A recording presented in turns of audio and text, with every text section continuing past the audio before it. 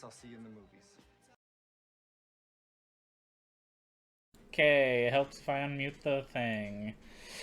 Welcome in, everyone. Welcome back. It's been a while since we've done an episode, but we're back to do a review of a new movie we saw last night called Where the Crawdads Sing. It was really between this and a movie we're going to see after this. The Paws of Fury, the Legend of Hank or something, some animated movie. But we went with this for Thursday night showing. Real quick kind of rundown of the actual movie itself.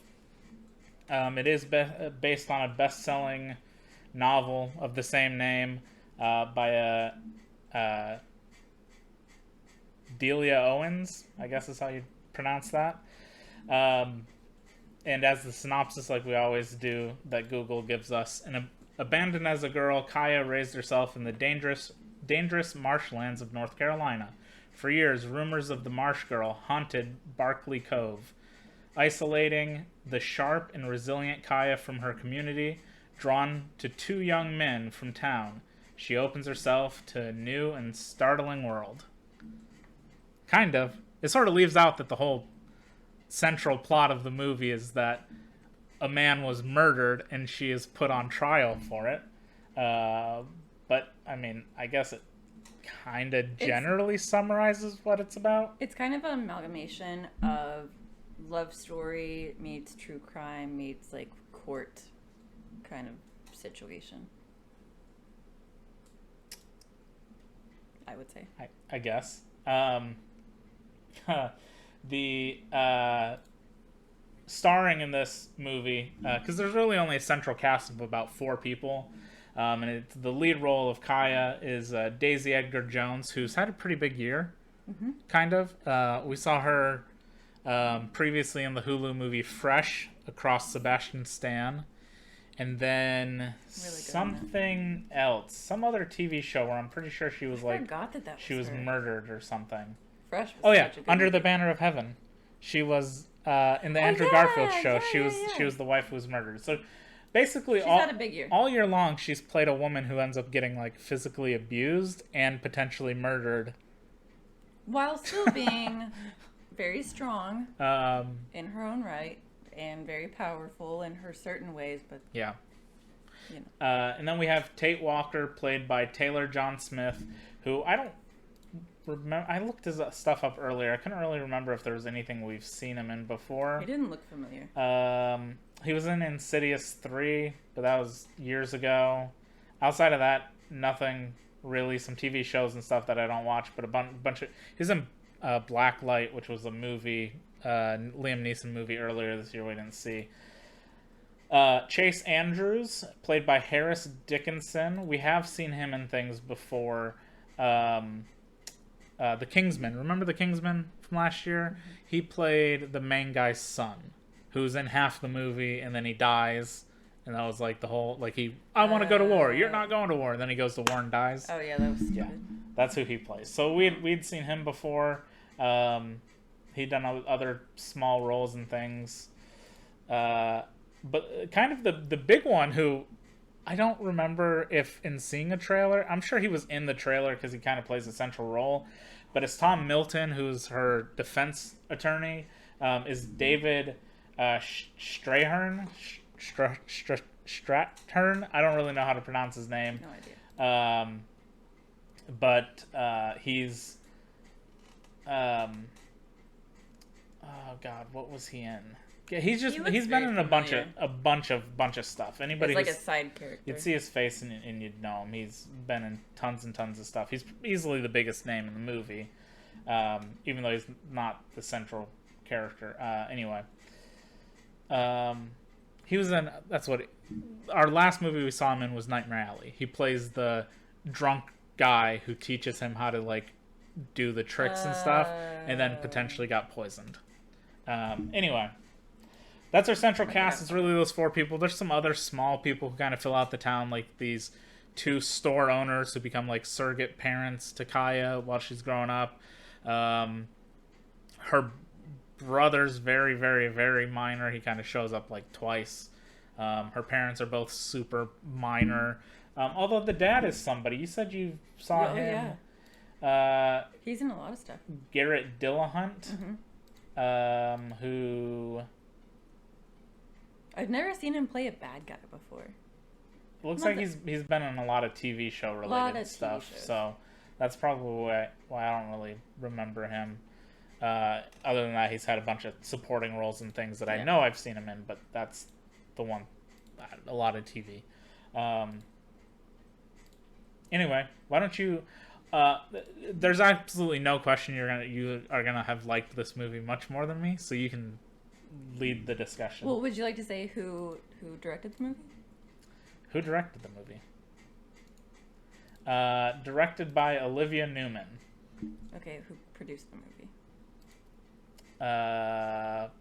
Reese Witherspoon is a co-producer of the movie.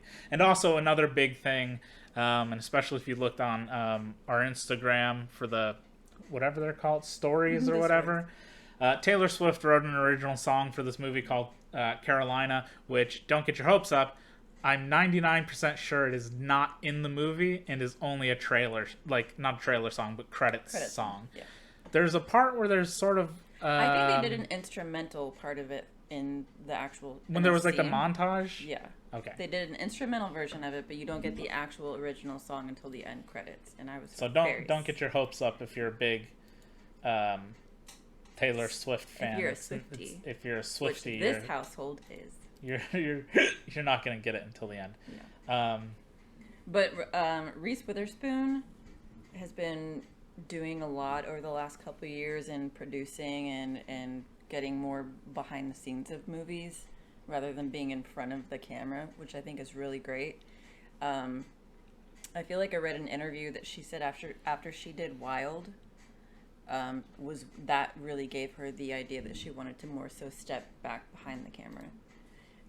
And I thought she did, I think everybody in the movie did a great job. I haven't read the book yet, but it's been on my list for a long time. I know so many people have said it's like a really great book.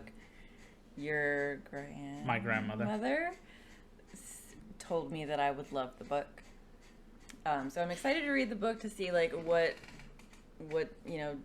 differences there are between that and the film. But it was the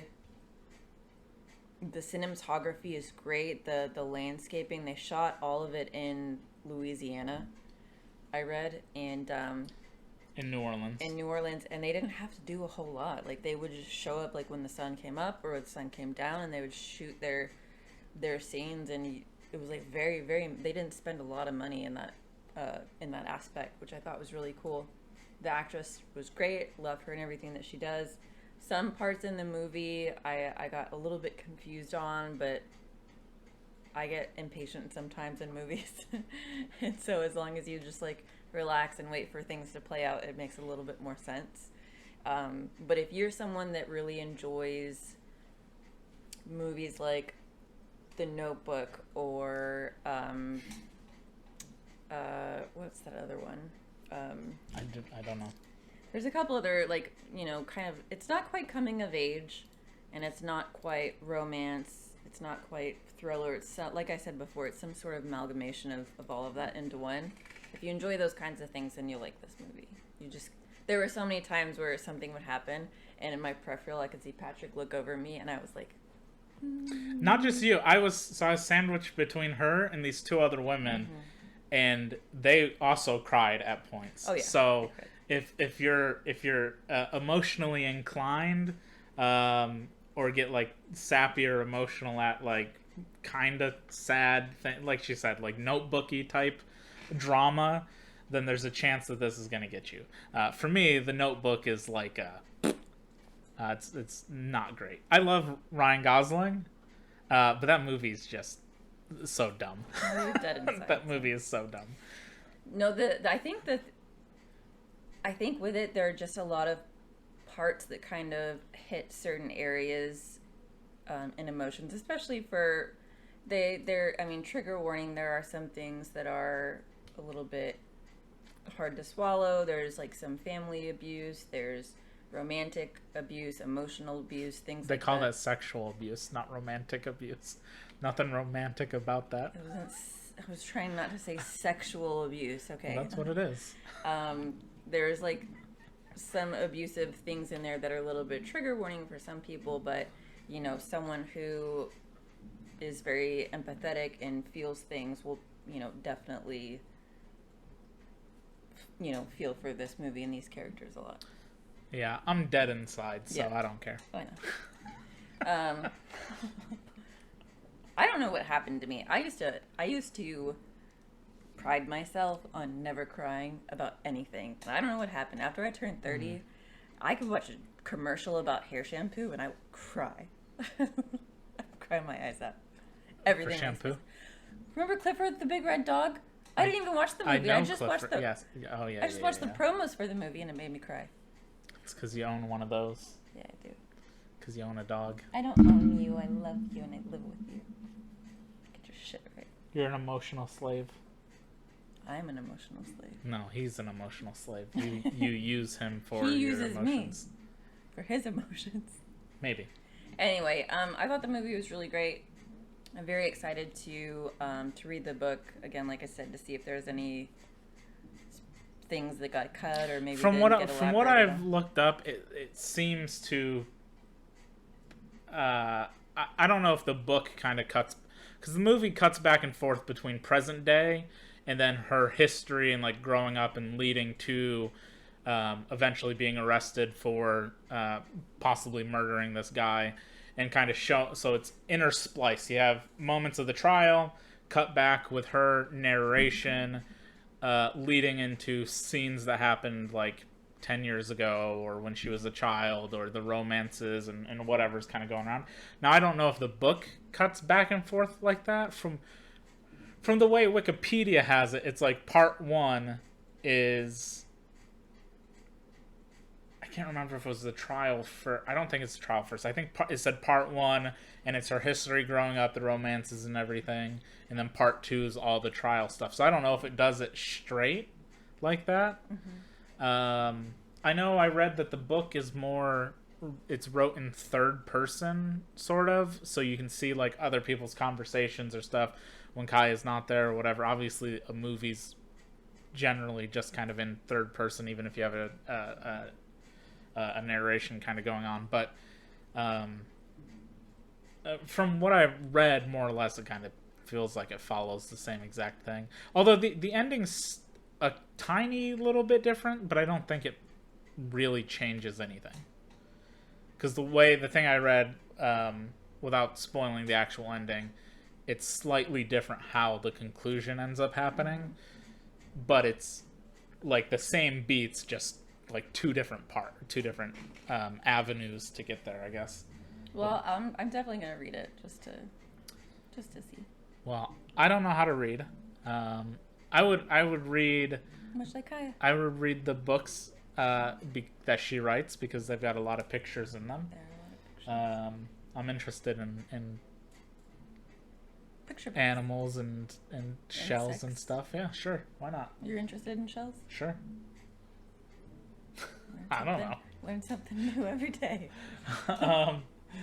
The movie itself, again, pretty straightforward. Kind of, she pretty much broke it down perfectly. You just see Kaya's life growing up and everything.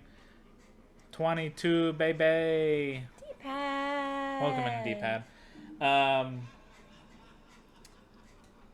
Basically, the plot breaks down to Chase Andrews is found murdered instantly. That's the very opening of the movie, and he is... The way that the Wikipedia kind of broke it down in the book, and they kind of said it in the movie. They're like, he was a star quarterback and blah blah blah, and like a big deal in this small town sort of thing. The Wikipedia entry for the book makes it seem like he's more of a celebrity in the town, like a big hot shot, whatever. Whereas to me, it was just like, okay, so some people like, he was our quarterback, but I would assume, I don't think that they were in high school anymore by that they point. weren't. But I don't know. It just seems like a weird thing. It's like a small town sort of thing, I guess. Which makes way more sense in the South. It's all about fucking football and nonsense. Who cares? I loved football, and I couldn't tell you who our high school quarterback was. I mean, But yeah, so Chase is found dead. It's out in the marsh. Everybody knows Kaya as the marsh girl that they call her because she basically grew up out in the marshlands of North Carolina, just a few, like 5 miles from the city, but out on her own since she was very young. It's I would say maybe 9 or 10 years old. I know there's at some point like a 10-year time skip for her like aging. But basically, both of her parents and all of her siblings just leave her. It is explained story-wise why they do and all that sort of stuff. But she just stays there and learns to survive on her own, and then meets Tate, who becomes a friend and helps teach her how to like read and write and all that sort of stuff. And then it's really about her relationships between Tate and Chase, and then they think that she goes to trial for murdering Chase. Now, I think it's important to note that because she has spent all of her life growing up by herself, the town basically looks on her as like a little werewolf kid. Like she's like a little monster. Yeah, like she's like, ew, like she's very much an outsider to the They think to the she's town. feral. Now I do want to check one thing. I'm curious. I'm gonna check real quick. The book itself was released in 2018. Yeah. So holy crap, that's actually relatively Very recent. I would have guessed maybe 15 years ago or something or more. No. So that's way newer than I thought. When we left the theater, the one thing I said to her is, I go, you know what? I would be curious to find out, and I looked it up earlier today, so I feel kind of like I'm glad I sort of picked up on that kind of thing. When we left, I said, you know, this very much reminds me of To Kill a Mockingbird.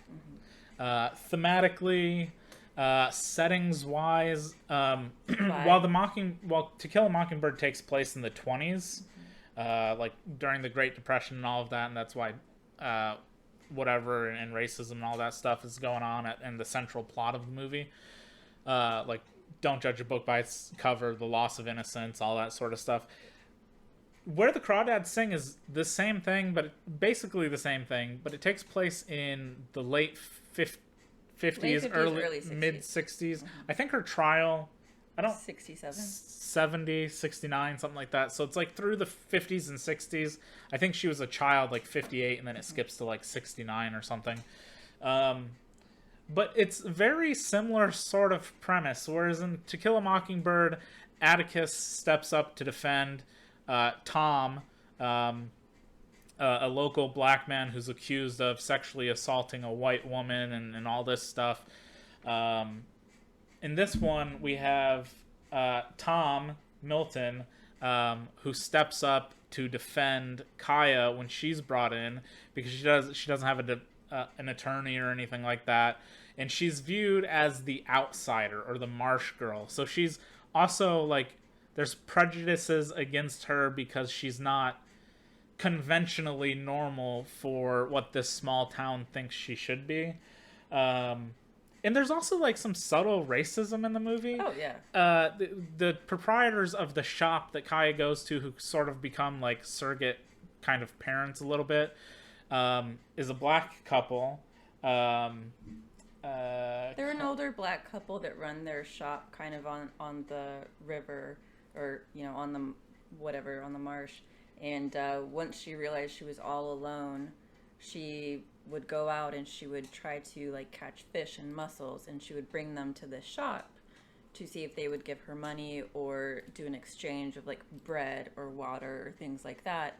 And so the more that she came in, the more that the couple realized that she was all by herself. So they kind of like kept an eye on my her. point was, at one point a guy literally calls him boy. I hated that. Well, that's a thing. And he was like 20 years younger than him. Well, yeah, but it's because boy was a derogatory term, more or less. But I remember when that sort of the happened in point. the movie, I was like, ooh. That was kind of the point. Ooh. To remind you that it's in the 60s, 50s in the South or whatever. So yeah, I don't know. I found a lot of correlations between. Well, it's not like an exact carbon copy. What I looked up was if it was at all inspired by To Kill a Mockingbird. And the only thing I really found was an article about saying that Kaya, the character, the central character, was heavily inspired by Scout. And if it wasn't for in To Kill a Mockingbird, Scout being a character, then Kaya probably wouldn't have ever existed as the character she is. So I thought that was interesting that I kind of just sort of in general picked up on that. But don't let that make you think that like it's going to be just like To Kill a Mockingbird. It's not. I did make a joke. I wrote in on the letterbox. I didn't put my score for the movie, but I just put in that when we had watched it, and I wrote out a little thing, and I was like, I can't believe Atticus Finch abandoned Scout like that. And then I was like, To Kill a Crawdad. Or maybe Where the Mockingbirds Sing. I'm just saying, you could have. I'm just saying, there's a chance you could have a collaboration there. I don't know. You got anything more to say? What are you doing? I'm trying to get his face in. Who, Max? He's falling asleep. There. There you go. There's the dog. The dog. There's Max. No, I think it's a really good movie. Not too long, not too short. 126 minutes. Yeah. Perfectly fine. The theater was really full. So, I mean, that's with a few minutes of credits. So it's just barely 2 hours. Yeah, I thought it was a really, really good movie. All of the women who were in there thought it was a really good movie. Like the two next to me when it finished, both were like a bunch of teenage they were like, girls. "Oh, that was really good." And then there were these women who were like 50. That's like just a general guess. They were definitely much older. And they were all talking about how good the movie was when they were in the hall, like going to the bathroom and just chatting or whatever. My favorite thing after seeing a movie is going to the women's restroom immediately afterwards, and just everybody in there is just like, it's because it's all the same women from the same thing. And when I went in there, everyone's just like, "Oh my God, what about this? What did you think? What about that? Oh, could you believe?" It was great. So, women love it. You heard it here. Women love it. Men probably won't care. I think it's a pretty much just the most like par for the course this type of movie. Like she literally at one point I leaned over to her and I went, "They're gonna notebook you. They're notebooking you right now," because it feels like while I appreciate at the center is this sort of murder mystery thing about like how'd this guy die, what happened, and slowly you're kind of sprinkled like here's the state's evidence, and then it ties back to it cuts back in time, and then you're like, oh, there's this beanie, or oh, there's this thing, oh, they mentioned this, and there's that, and they like do subtly sprinkle these things for you, trying to keep you interested. Well, it's to help kind of piece together like the court things where you can kind of see where the prosecution and the defense and all of them sort of come from. While I appreciate that, I feel like it doesn't really excel. I think Daisy Edgar Jones is fantastic in this movie. She does a very good job as Kaya, and she does a really good job like leading this movie as the central figure. The two guys who play like the love interests are both pretty like just generic country white guy. Like there's nothing particularly special about them. They're pretty forgettable, but again, neither of the actors have like. They're also very interchangeable. I feel like you could have exchanged. Well, I think that's sort of the point. Oh. Is that there's. Well, I don't know that necessarily the point, but like one of them could have been the bad guy, one of them could have been the good guy, and vice versa. They're both just white guys from a small town who, whatever. I think it's supposed to show you like the two sides of a coin. Like they're both from the same town. They both or grew up country, whatever. Tate's really nice, friendly, helping, and has like innocent motives or whatever, and then Chase is like more of the like shitty aspect of that, like abusive, quick to anger, blah blah blah, whatever. They're the two sides of the same coin, more or less. I assume that that's what it's supposed to be, is to show in Kaya's life that she's had both sides of like this really great love that blah blah blah, whatever, and then this bad side of things, that kind of nonsense.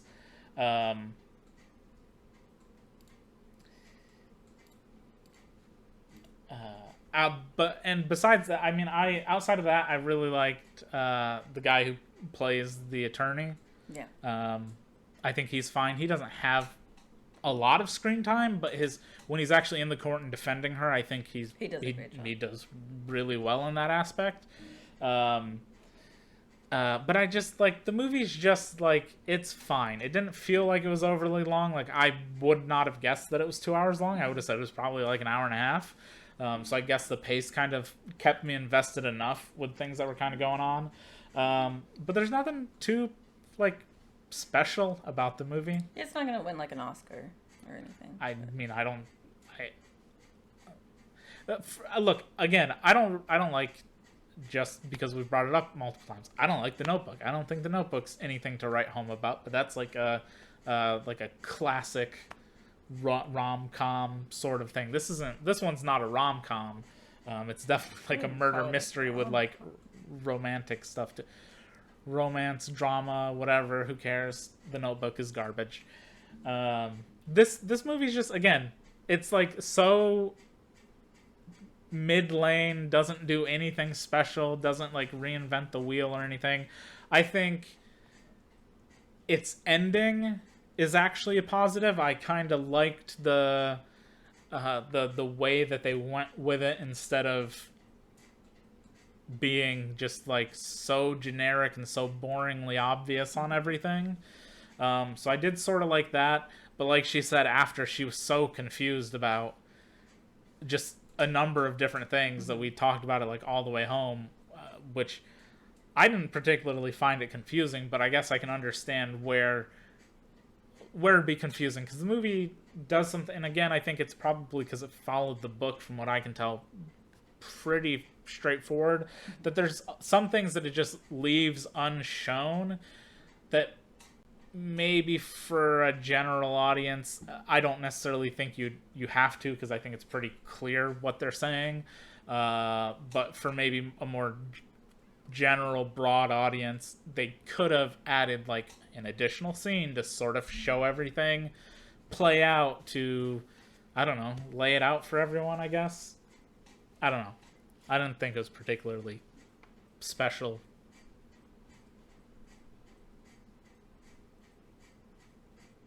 You wanna argue with me? No. Defend the movie? Say what you want to say? No, I think that there are some parts that like they do what a lot of movies do, where they leave like some things up to your interpretation, or for you to kind of think about how it plays out, and that's where some of my confusion came from. But again, I would like to read the book just to see if there's anything that they cut out, or maybe some fat I don't know, that they chopped off. I feel like that's probably relatively good praise. I feel like if you ever watch a movie that's adapted from a novel or something, and you leave after enjoying it so much that you actually want to search out the source material, it's done something right. Mm-hmm. I've had a few, maybe like one thing ever do that. What? Battle Royale. Whenever I first saw Battle Royale, I had to read it. And that, I'll have you know, that was like 600 pages. I believe you. That was a really it was thick. That was a good movie. It was a thick book. I would love to see an adaptation that was more. So you saw the movie first, and then you read the book. And then the manga. And then there's the not so good second movie. Did we watch the second movie? I don't know if you've seen the second movie.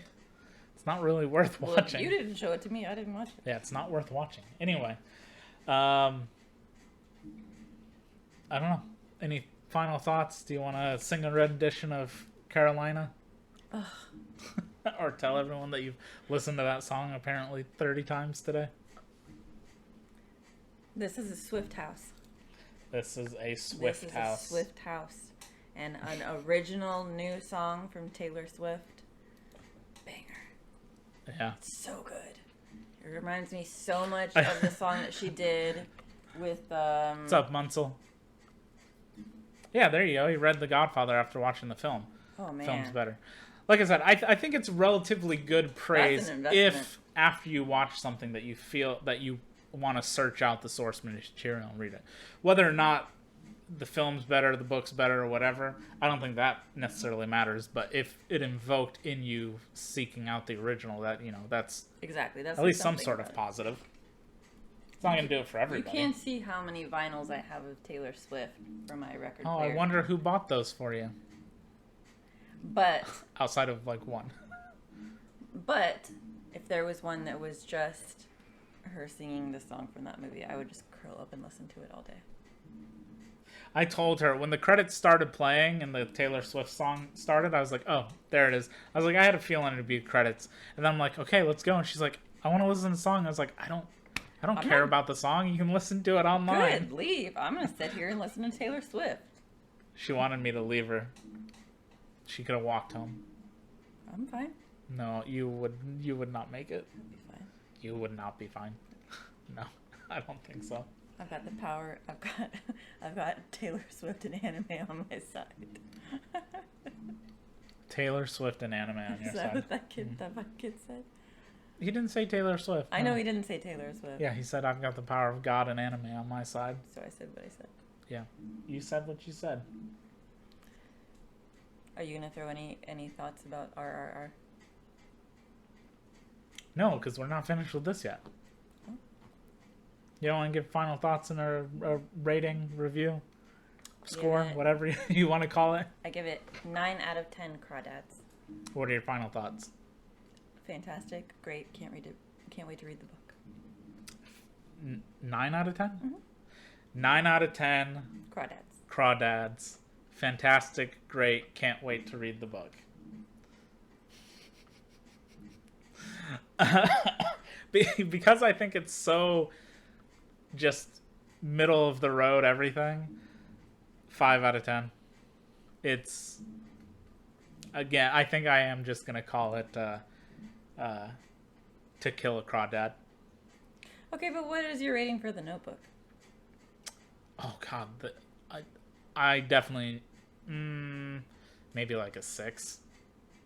I'd maybe give The Notebook the slight edge because it's definitely got better acting in that movie.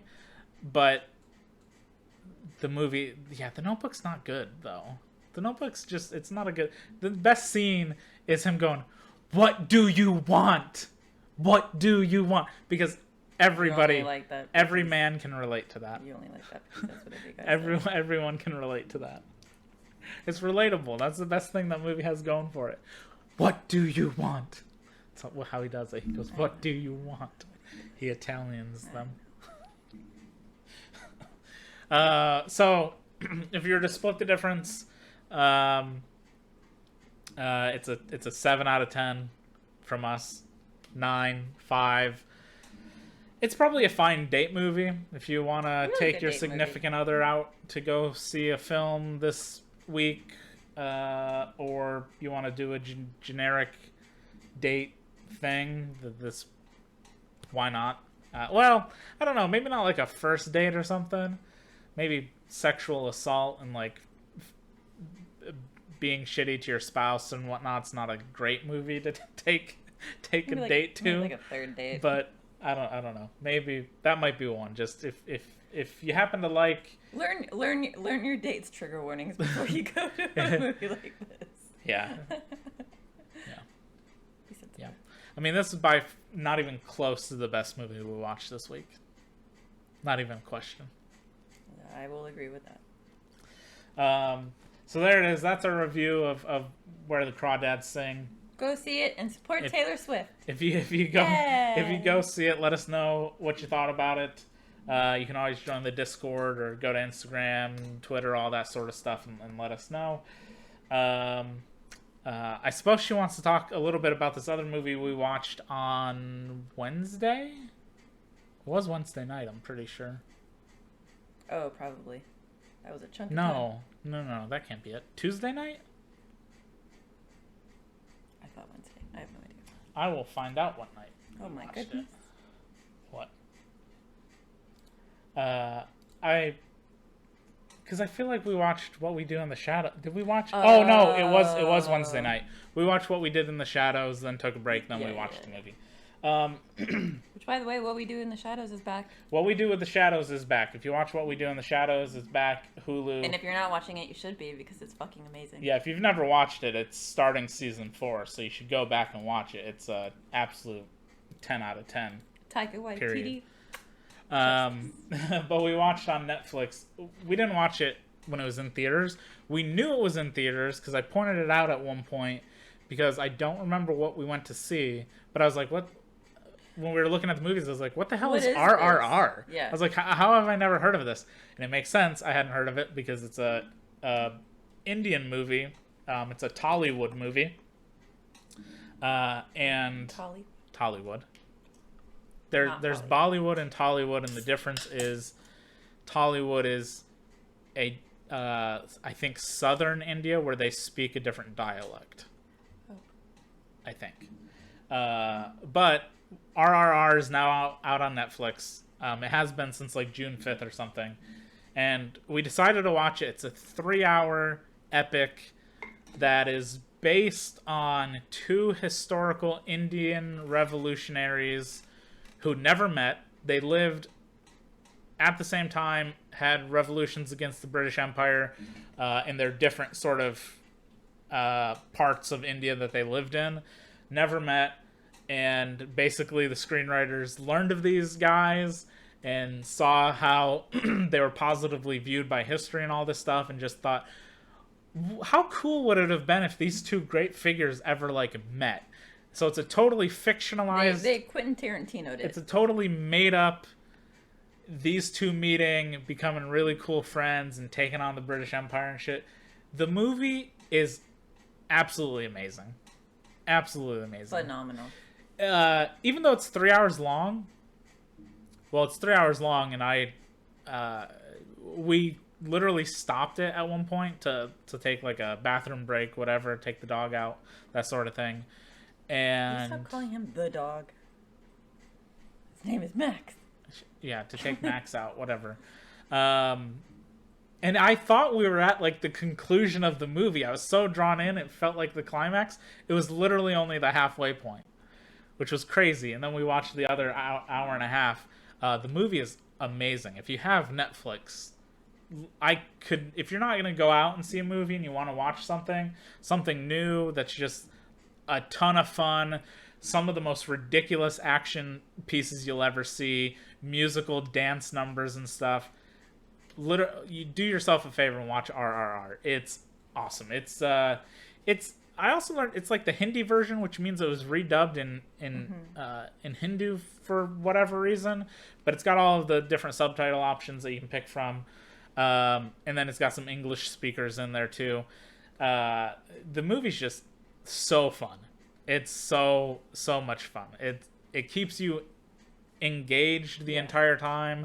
The song and dance. There's 2 dance numbers. There's 2 big dance numbers. One maybe like a quarter of the way through the movie, and then one at the very end. But there is there's like 2 other songs, but there's like just songs that are happening, but not like dance numbers. So there's musical parts throughout. There's the most insane some of the most insane action pieces I've ever seen. Just imagine 2 guys fighting a bunch of people, but one of them is sitting on the other guy's shoulders and shooting 2 guns and then reaching down to get the guy who's holding him to reload him and pick him back up again. The movie is fucking bonkers. It's so good. Absolutely bonkers. But it's so crazy in all of the best possible ways. It's so much fun. I feel like going into it, I had seen a couple like pictures from the movie, like stills, and I think going into it I was like, oh my god, this movie is gonna be so dumb. Like, it's gonna be so dumb. But it ended up, even the things that were maybe a little bit dumb were still so entertaining. I felt so surprised at how much I loved that movie. I probably should have, my knowledge of Indian films is just like a meme level knowledge of like Bollywood and everybody's dancing all the time and yada yada.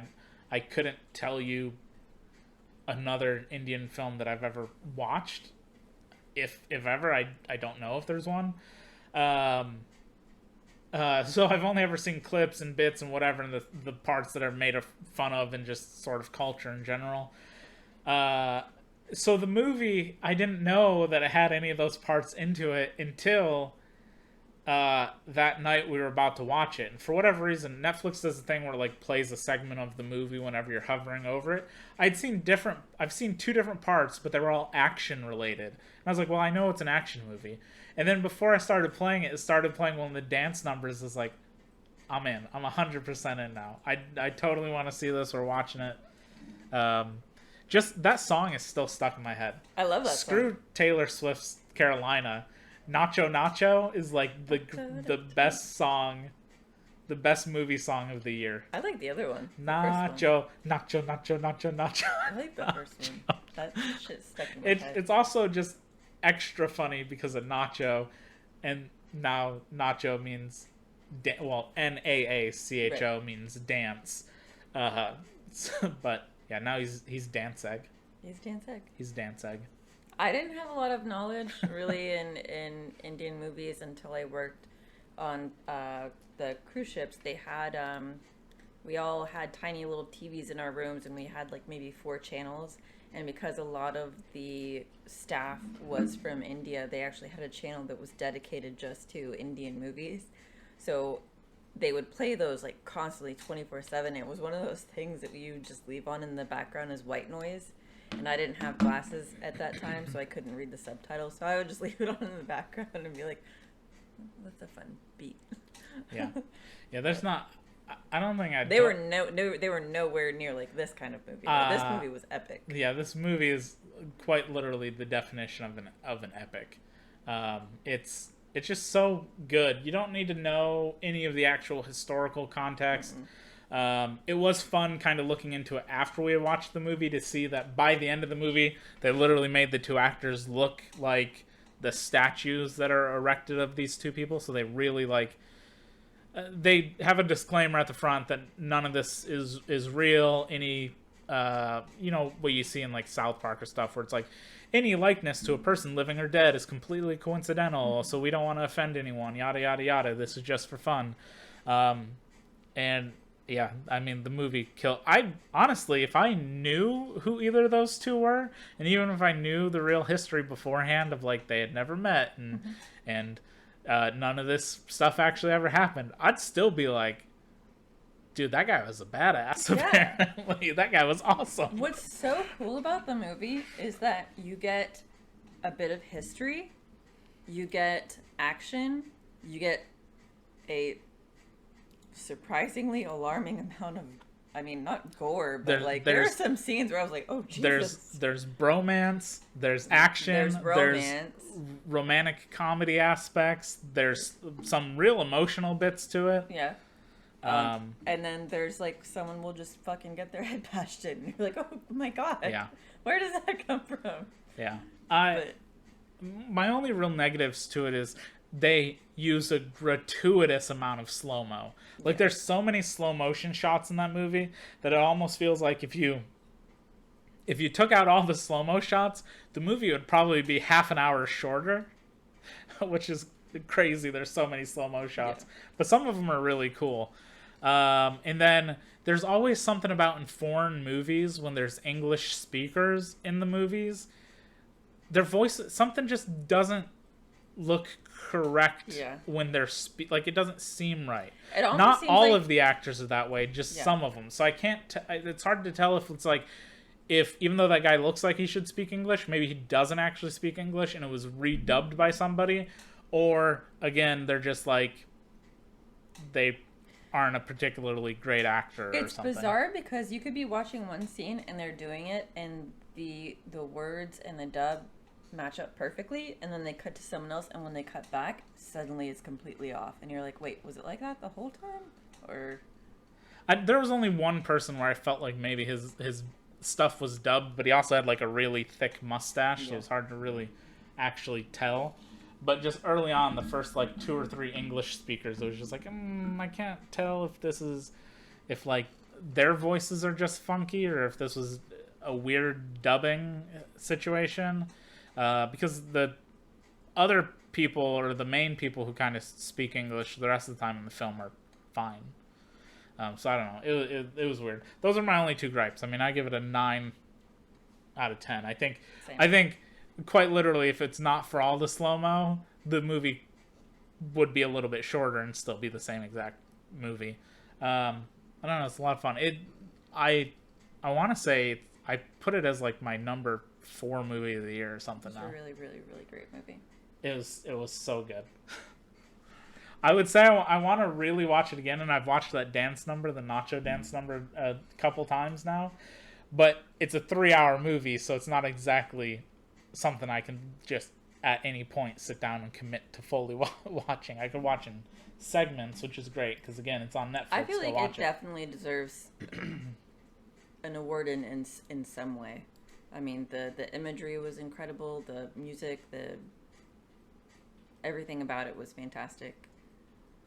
It should That was weird. get something, I think. I feel like it will be. I think. I don't know. I'm almost certainly it's going to end up nominated for at least nominated for foreign film. For foreign films everywhere as like the best foreign movie, I would imagine, because it is the most expensive film created in India of all time. Oh, yeah, how much was it? It was something ridiculous in their currency, which translated to like $50 or $60 million. That'll do it. So it looks like a lot more in their money. But then here you're like, oh, only 50 or 60 million? Okay, weird. Chump change. I don't know. It just sounds like a lot less. Yeah, that's high praise. 9 out of 10 tigers. There were some tigers in that movie. Yeah, I don't know. There you go. There's a couple movies out this weekend to go see. Again, we just talked about Where the Crawdads Sing. If you want to see that, tonight in a few hours, we're going to go see Paws of Fury. Is it Paws of Fury? Mm-hmm. Paws of Fury, the story of Hank, which is an animated movie about a dog becoming a samurai. And he's a nice dog. There's a movie called Miss Harris Goes to Paris, which I think is also based on a book, but I don't know anything about that.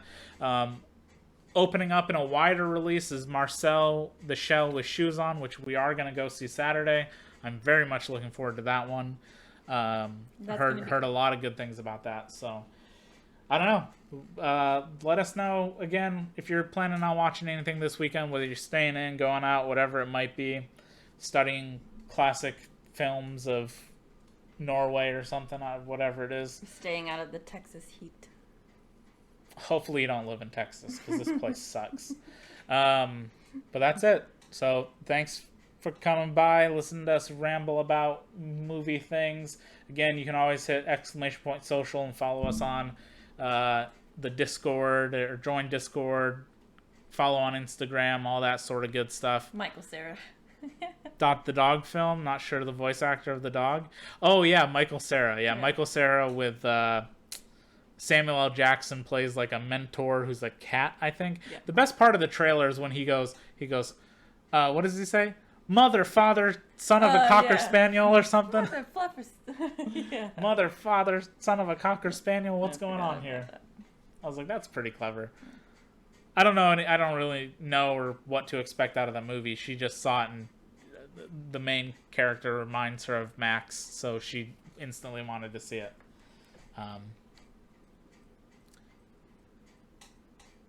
Oh, God. That sucks. That sucks. It's not been bad the last 2 days, but it was terrible the rest of the week. But stay cool. D-Pad, thanks again. 22 months. Munsell for coming in and chatting. Miss you, D-Pad. And the person I banned, goodbye. D-Pad gives good hugs. D-Pad gives good hugs. You heard it here. Bro, it hasn't rained in a month. It's been over 100 for weeks. We had rain for like an hour. Yeah, yesterday. Yesterday or something. It was hot. It was like a sauna. I think we're supposed to get some more tomorrow. Yes. Or Sunday maybe. But it's all like an hour's worth of rain and then it's gone. So it's like sun showers more than actual rain. Yeah, still hot. Thanks for coming in, Merman. You're right at the end. How was MLB? How did the baseball treat you?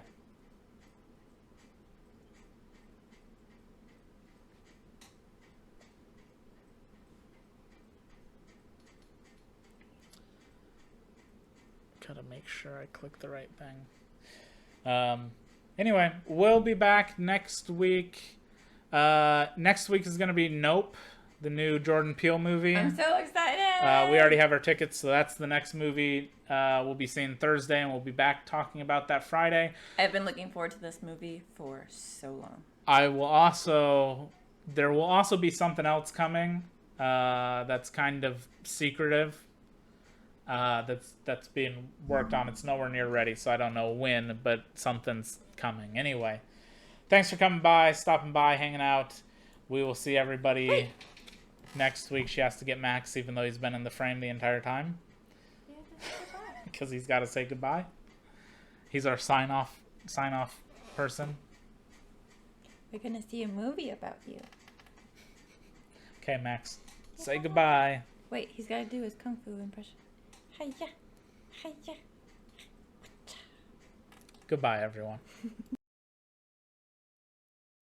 Game over.